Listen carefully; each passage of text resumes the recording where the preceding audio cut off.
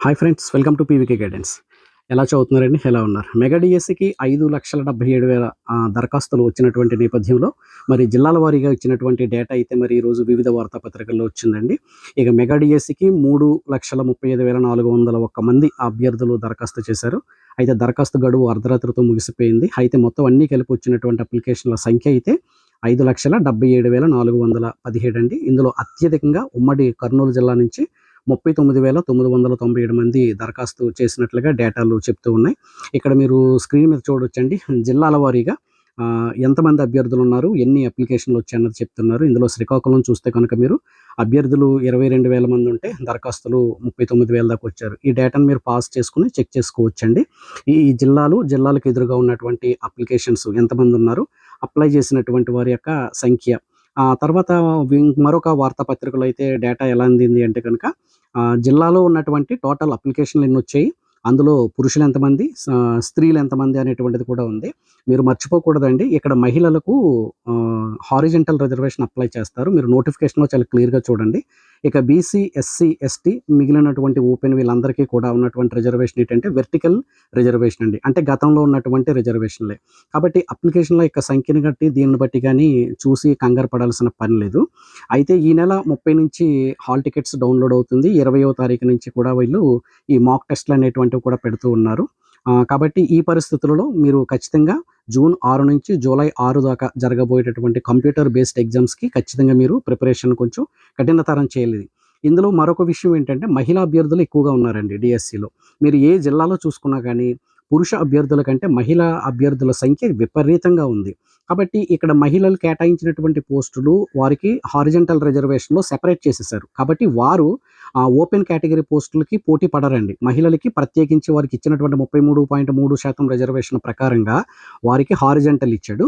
మిగిలినటువంటి వారికి vertical reservation. మీరు ఇక్కడ చూడొచ్చు, శ్రీకాకుళం జిల్లా, విజయనగరం మొత్తం అన్ని జిల్లాలలో కూడా కలిపి ఇక్కడ వచ్చినటువంటి అభ్యర్థులు పురుష అభ్యర్థుల కంటే స్త్రీలకు ఉన్నటువంటి సంఖ్య భారీగా ఉంది. పైగా ఇంకొకటి ఏంటంటే వీరికి అవకాశాలు కూడా విస్తృతంగా ఉన్నటువంటి నేపథ్యంలో వీరు కోచింగ్ సెంటర్లలో కూడా ఎక్కువ డామినేషన్ కూడా ఇక్కడ వీళ్ళదే కనిపిస్తూ ఉంది. ఇది శుభ పరిణామం అండి ఖచ్చితంగా. కాకపోతే ఇక్కడ గతంలో అయితే మహిళలకి వెర్టికల్ రిజర్వేషన్ పరంగా వాళ్ళు 33.3% రిజర్వేషన్ తీసుకుంటూ మరొక పక్క ఇక్కడ ఉండేవారు. ప్రస్తుతం అలాంటి పరిస్థితి ఇక్కడ లేదనమాట అండి. కనుక ఈ సంఖ్యను చూసి మీరు కంగారు ఏమీ పడక్కర్లేదు. కాంపిటీషన్ ఉంటుంది. అయితే ఈరోజు సాక్షి పేపర్‌లో అయితే కొన్ని జిల్లా వారీగా కూడా క్యాస్ట్ వారీగా, రోస్టర్ వారీగా వచ్చినటువంటి అప్లికేషన్‌లు కూడా ఇవ్వడం జరిగిందనమాట అండి. అంటే ఒక్కొక్క జిల్లాలో ఏ ఓపెన్ కేటగిరీ పోస్టులు ఎన్నున్నాయి, ఆ జిల్లాలో తర్వాత బీసీఏ ఎన్ని అప్లికేషన్లు వచ్చాయన్నది కూడా మీకు రోస్టర్ ఇవ్వడం జరిగింది. అన్ని జిల్లా పత్రికల్లో ఈరోజు మీరు చూడొచ్చు, సాక్షి పేపర్‌లో మీకు డేటా అయితే క్లియర్‌గా ఉంది. మీరు దాన్ని బట్టి చూడండి. ప్రిపరేషన్ కూడా మీరు మరింత వేగవంతం చేయాలి. తర్వాత ఇంకొకటి ఏంటంటే తొలిసారిగా ఇప్పుడు ఎస్సీ వర్గీకరణ అమలు చేసిన తర్వాత కొన్ని జిల్లాలలో అయితే పోస్టులు చాలా తక్కువ మంది పెట్టారు. అందులో ప్రధానంగా ఎస్సీ గ్రూప్ 1 గ్రూప్ 1లో అయితే చాలా తక్కువ అనమాట అండి. చాలా తక్కువ దరఖాస్తులు అందే. ఒకరు, ఇద్దరు, ముగ్గురు అలా పెట్టారు. ఎస్సీ 2తో పోలిస్తే ఎస్సీ 3లో అప్లికేషన్ల సంఖ్య విపరీతంగా ఉంది. కాబట్టి అది కూడా మీరు ఇది అర్థం ఏంటో, ఒకవేళ ఈ కేటగిరీ ఉన్నటువంటి అభ్యర్థులు కూడా మీరు దాని నుంచి కూడా కొంత కాంపిటీషన్ తగ్గుతుందో పెరుగుతుందో చూడొచ్చు. ఫర్ ఎగ్జాంపుల్ చూడండి, చిత్తూరులో ఎస్సీఏలో 4, కడపలో 1, అనంతపురంలో 1, కర్నూలులో 4 అభ్యర్థులు మాత్రమే దరఖాస్తు చేసుకున్నారు. అయితే ఇక్కడ ఇంకొకటి ఏంటి అంటే బీసీ వారితో కంపేర్ చేసినప్పుడు ఎస్సీ వారి రిజర్వేషన్ ఎప్పుడైతే స్ప్లిట్ అయిందో పోస్టుల సంఖ్య కూడా భారీగా తగ్గిపోయింది. ఎందుకంటే వారికి ఉన్నటువంటి 15% రిజర్వేషన్‌నే పంపకాలు జరిగేటప్పటికి పోస్టులు కూడా పాపం వీరికి అప్లై చేసిన వారు ఒకరిద్దరున్నా కూడా కొన్ని జిల్లాలలో వారికి పోస్టులు లేవు. అయితే ఇక్కడ మరొక పక్క ఈ ఉపాధ్యాయులందరూ కూడా ఐక్య వేదికగా ఫామ్ అయ్యారు. ఎందుకంటే సబ్జెక్ట్ టీచర్ల విధానానికి మంగళం పాడేసినట్టుగా చెప్తున్నారు. అంటే సబ్జెక్ట్ టీచర్స్ తీశారండి. ఎప్పుడంటే హై స్కూల్ ప్లస్ రద్దయిందో హై స్కూల్ ప్లస్‌లో ఉన్నటువంటి పీజీటీలు అందరూ కూడా వెనక్కి వచ్చేసారు. ఇప్పుడు వాళ్ళందరూ ప్రైమరీ స్కూల్స్‌కి వెళ్ళి అక్కడ హెచ్ఎంగా వర్క్ చేసుకుంటూ ప్రైమరీ స్కూల్ పిల్లలకి పాఠాలు చెప్పాలంటున్నారు. ఇది వీళ్ళెవ్వరికీ కూడా మరి నచ్చనటువంటి పరిస్థితి. దానివల్ల ఈ విద్యా సంస్కరణలు అసంబద్ధం, దౌర్భాగ్యంగా ఉన్నాయని చెప్పి ఉపాధ్యాయులు పోరుబాట పడుతూ ఉన్నారు. 21, 23 తేదీల్లో డీఈఓ కార్యాలయాలు ముట్టడి అంటున్నారు. అయితే ఎంతమంది ఏమడిగినా కూడా మరి ప్రభుత్వం ఎలాంటిది ఉంటుందో తెలియదు. అంటే వారి యొక్క అంగీకారం ఎలా ఉంటుందో తెలీదు. జీవో నంబర్ 117 బాగుంది నిజంగా దాంతో పోలిస్తే. ఎందుకంటే వారు 6 పాఠశాలలు పెడితే గత ప్రభుత్వం ఇప్పుడు వీళ్ళు 9 పాఠశాలలు పెట్టారు. ఏ పాఠశాలలో ఏ తరగతుల వాళ్ళు ఉన్నారో, ఎవరున్నారో, ఏ మాస్టర్ ఇప్పుడు ఏ టీచర్ ఎక్కడికి ట్రాన్స్‌ఫర్ అయిపోయి వెళ్ళిపోతాడో, ఎవడు ఏ సబ్జెక్ట్ చెప్పుకుంటాడో కూడా తెలియనటువంటి దౌర్భాగ్యంగా ఉన్నటువంటి పరిస్థితిలో వారంతా కూడా ఏకమయ్యారు. గతంలో అయితే టీచర్ యూనియన్‌లో చీలికలొచ్చి విడివిడిగా ఉండేవారు. ఇప్పుడు అలా లేదండి. యూటీఎఫ్, ఎస్‌టీయూ, ఏపీటీఎఫ్ మొత్తం అందరూ కూడా అనమాట అండి. పార్టీలకు అతీతంగా తర్వాత వివిధ కుల పరమైనటువంటి సంఘాలు కూడా ఇందులో కొన్ని ఉన్నాయి.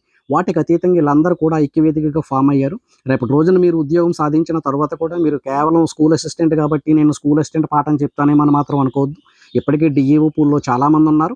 కాబట్టి వీళ్ళందరూ కలిసి అంటే ఈ ఐక్య వేదికలు వీళ్ళందరూ కలిసి పోరాటం చేస్తున్నారు. పరోక్షంగా ఈ పోరాటం విజయవంతం కావాలని కూడా డీఎస్సీ అభ్యర్థులు ఇప్పుడు మీరు ప్రిపేర్ అవుతున్నటువంటి మీరు కూడా కోరుకోండి. ఎందుకంటే రాబోయే రోజుల్లో మీరు కూడా ఉపాధ్యాయులుగా ఉండి మీరు మీ సబ్జెక్ట్‌ని గాని లేకపోతే మీ విధానాలు గాని మీరు నష్టపోయినా కూడా సాధించేది పెద్దగా ఉండదు. వాళ్ళ డిమాండ్స్ ఆచరించదగినగా ఉన్నాయి. అంగీకారంగా ఉన్నాయి. కానీ మరి ప్రభుత్వం అయితే వారి డిమాండ్స్‌ని యాక్సెప్ట్ చేయడానికి కూడా ఎందుకో సుముఖంగా అయితే మాత్రం లేదు.